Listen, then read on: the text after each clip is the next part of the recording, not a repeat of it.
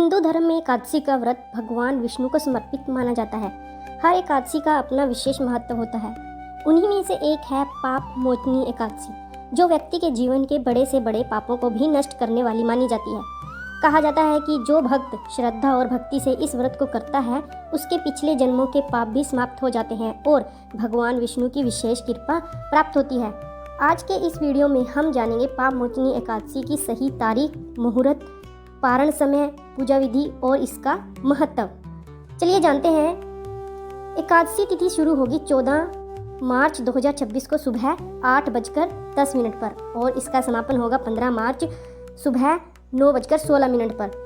हिंदू पंचांग के अनुसार एकादशी का व्रत 15 मार्च को रखा जाएगा। पूजा का शुभ मुहूर्त रहेगा सुबह 8:01 से लेकर दोपहर 12:30 बजे तक। इस समय भगवान विष्णु और माता लक्ष्मी की पूजा करना सबसे शुभ माना जाता है। व्रत पारण रहेगा, यानी व्रत खोलने का समय 16 मार्च दिन सोमवार को सुबह 6:30 से लेकर 8:54 तक। इसी समय के भीतर व्रत खोलना सबसे शुभ माना जाता है।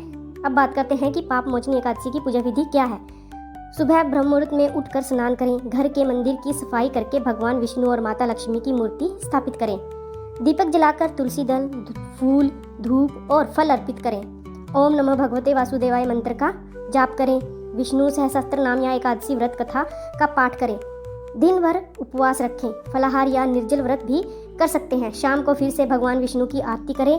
अगले दिन द्वादशी में ब्राह्मण या जरूरतमंद को दान देकर व्रत का पारण करें। इस दिन चावल नहीं खाए जाते। यह एकादशी चैत्र मास के कृष्ण पक्ष में आती है। पाप मोचनी का अर्थ है पापों से मुक्ति देने वाली।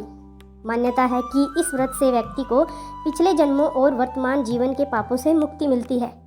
भगवान विष्णु की कृपा से जीवन में सुख, शांति और आध्यात्मिक उन्नति प्राप्त होती है।